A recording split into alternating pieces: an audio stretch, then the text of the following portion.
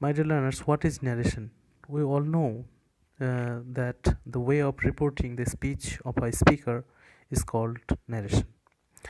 And we can divide narration or speech into two types: direct narration and indirect narration or speech. Direct narration or speech is the exact speech said by the speaker, which is put within quotation marks. On the other hand, indirect narration or indirect speech, also known as reported speech, is the substance of the speaker's speech given by someone else. So, now look at the sentence very carefully. He said to his friend, "I like sweets very much." Here you see the quotation, "I like sweets very much," and before the quotation you see, he said to his friend.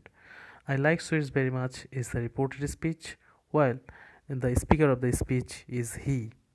So the speaker person is he, and the object person whom he is telling the speech is the object person, his friend.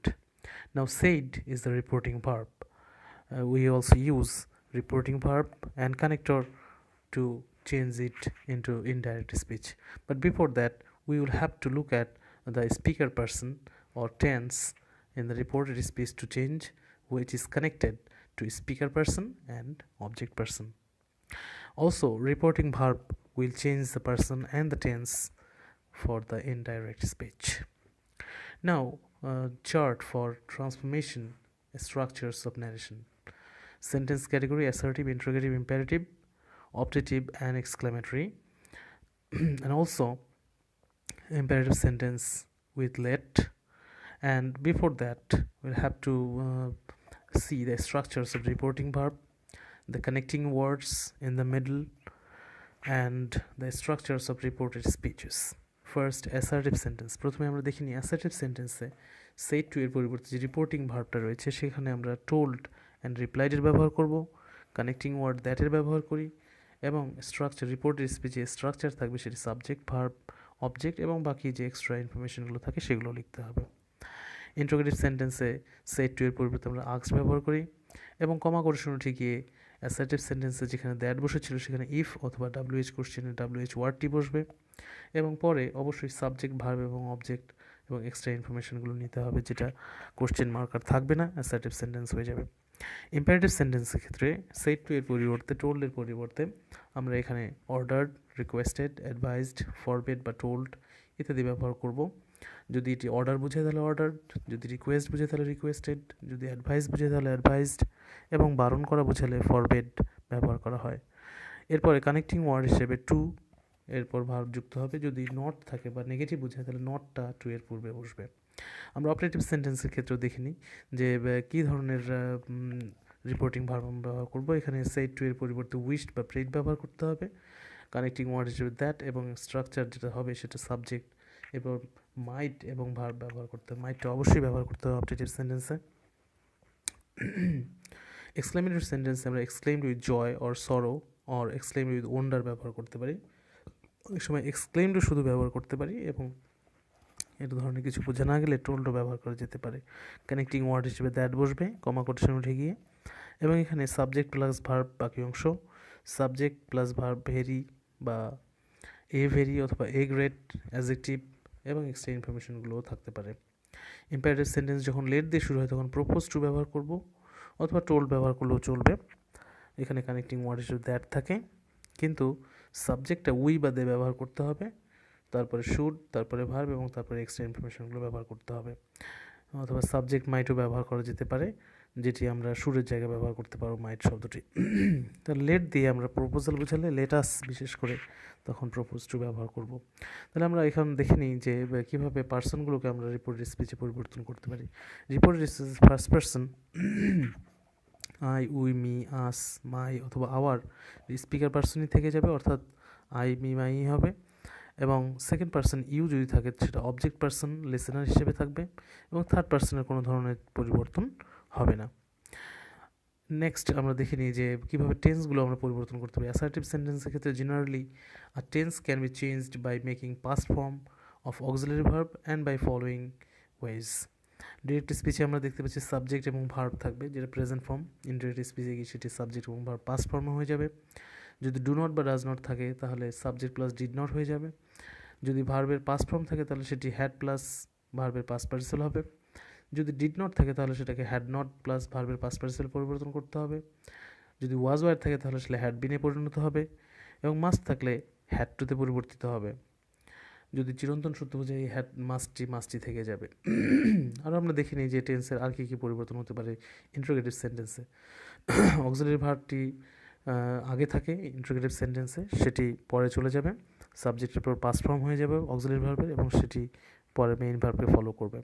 Do বা does যদি থাকে তাহলে সেটি পরে চলে যাবে, সাবজেক্টের পর ভার্বের পাস্ট ফর্ম হয়ে যাবে। ডু বা ডাজ দিয়ে শুরু হলে ডু বা ডাজ আর বসবে না, মূল ভার্বের পাস্ট ফর্মটাই বসাতে হবে। ডু বা ডাজের পর যদি সাবজেক্ট থাকে নট থাকে তাহলে সেটি ডিড নট হয়ে যাবে। যদি ডিড থাকে তাহলে এটাকে had plus past participle form of verb, মূল ভার্বের পাস্ট পার্টিসিপল বসাতে হবে। ওয়াজ ওয়ার থাকলে সাবজেক্টের পরে হ্যাড বিন ব্যবহার করতে হবে। মাস্ট থাকলে সাবজেক্টের পরে হ্যাড টু ব্যবহার করতে হবে। ইম্পারেটিভ সেন্টেন্সের ক্ষেত্রে আমরা কিছু পরিবর্তন আমরা দেখতে পাচ্ছি। সেগুলো করার আগে আমরা দেখে নিই যে আর যে পরিবর্তনগুলো আমরা অ্যাডভার্ব বা অ্যাডজেক্টিভের ক্ষেত্রে, প্রোনাউনের ক্ষেত্রে ব্যবহার করে থাকি, অন্যান্য যে শব্দগুলোকে আমরা পরিবর্তন করি, যেগুলো আমাদের প্যাসেজ নারেশনের ক্ষেত্রেও আমাদের পরিবর্তন করতে হয়। ডিরেক্ট স্পিচে দিস থাকলে দ্যাট, সার থাকলে রেসপেক্টফুলি অথবা রেসপেক্টফুলি সেড, রেসপেক্টফুলি আস্কড এ ধরনের বসাতে হবে। ইয়েস থাকলে replied in the affirmative that, no থাকলে replied in the negative that, thanks থাকলে subject plus thanked plus object ব্যবহার করা হবে। আর কিছু পরিবর্তন আমরা দেখে নিই যেগুলোকে আমরা চেঞ্জ করতে হবে। The words and phrases that we have to change. Direct স্পিচে good morning, good noon or good afternoon, evening থাকলে আমরা উইশড প্লাস অবজেক্ট প্লাস সেই good morning, good evening, good আফটারনুনগুলো ব্যবহার করব। গুড বাই থাকলে আমরা বেডের ব্যবহার করব, bade good night, bade goodbye, bade good night আর গুড ফেয়ারওয়েল। শপথ কাটা যদি হয় by Allah, by God, by Jove, by my life, তাহলে আমরা এখানে সুয়েরিং বাই আল্লাহ এই ফ্রেজটি ব্যবহার করব। ওকে থাকলে সাবজেক্টের উপর অ্যাগ্রিড দ্যাট, হ্যালো বা হাই থাকলে সাবজেক্টের উপর গ্রেটেড দ্যাট ব্যবহার করব। নাও come to another way, some key points to remember. যে জিনিসগুলো আমাদের খেয়াল রাখতে হবে সেগুলো আমাদের একটু দেখে নিই। Inverted commas are not used, inverted comma এখানে আর ব্যবহার করা হবে না। রিপোর্টেড স্পিচে অর্থাৎ কোটেশনগুলো আর থাকছে না ইনডাইরেক্ট স্পিচ করার সময়। But generally reporting speech and reported speech are joined together by the conjunction like that, if or whether, etc. The comma between reporting speech and reported speech is removed. Comma আর ব্যবহার করা যাচ্ছে না। The signs of question mark and exclamation mark are not used. Exclamation mark বা question mark গুলো ব্যবহার করা হবে না।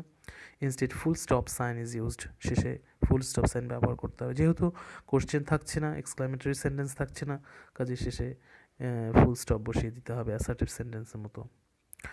The tense of reporting speech is not changed. Reporting স্পিচের টেন্সটা চেঞ্জ হয় না, রিপোর্টিং স্পিচের টেন্স চেঞ্জ করা যাবে না। Now the forms of interrogative, imperative, exclamatory and optative sentences are change to assertive sentence. যেটা বলা হয়েছে কিছুক্ষণ আগে, অ্যাসার্টিভ সেন্টেন্স পরিবর্তন হয়েছে, কোশ্চেন মার্কগুলো থাকবে না বা এক্সক্লামেশন মার্কগুলো থাকবে না। The tense of reported speech is changed according to the tense of reporting speech. Reporting স্পিচের টেন্স অনুযায়ী রিপোর্টেড স্পিচটি পরিবর্তিত হয়। First person in the reported speech changes according to subject, and second person according to object in the reported speech, and for third person there is no change. First person থাকলে reported স্পিচে সেটি subject অনুযায়ী পরিবর্তিত হবে, second person থাকলে সেটি object অনুযায়ী পরিবর্তিত হবে, এবং থার্ড পার্সন থাকলে কোনো পরিবর্তন হবে না। Now, some examples here are given for worked out. Change the following sentences into indirect speech. Number 1, boys said it has been raining since morning. We cannot play today. Answer, boys said that it had been raining since morning and they could not play that day. Number 2, she said to him, I am leaving now and shall return after 2 hours. She told him that she was leaving them then and would return after 2 hours. Number 3, his wife said to him, do you know that my servant stole our money? Answer, his wife asked him if he knew that her servant had stolen their money. Number 4, her friend said to her, can you spare your book for me for a week? Her friend asked her if she could spare her book for her for a week. Number 5, the old man said to the child, why did you break this window pane? The old man asked the child why he had broken that window pane. Number 6. The teacher said, "Boys, what are you doing here? Why do you not go to your classrooms?" The teacher asked the boys what they were doing there and why they did not go to their classrooms. Number 7. The woman said, "What a beautiful child this is." Answer. The woman exclaimed that the child was very beautiful. Number 8. His aunt said, "What a pleasant surprise to see you here." His aunt exclaimed that it was a pleasant surprise to see him there. Number 9. The landlord said to his servant, "Go away and leave the room at once." The landlord ordered his servant to go away and leave the room at once. Number 10. She said to her maidservant, "Bring me a glass of water." She ordered her maidservant to bring her a glass of water. Number 11. The officer said to the peon, "Let the visitor come in." The officer told the peon that the visitor might be allowed to come in. The father said to his son, "Let us go out for a walk." The father suggested to his son that they should go out for a walk. The old lady said, "May you live long, my son." The old lady prayed that her son might live long. 14. They said, "May you live long and prosperous life." They prayed that you might live long and prosperous life. Now, my dear learners, homework for you to exercise narration from your reference book. Do exercise regularly. Try to solve the questions, and finally, you will come out successful in narration change. So thanks a lot. Stay safe, stay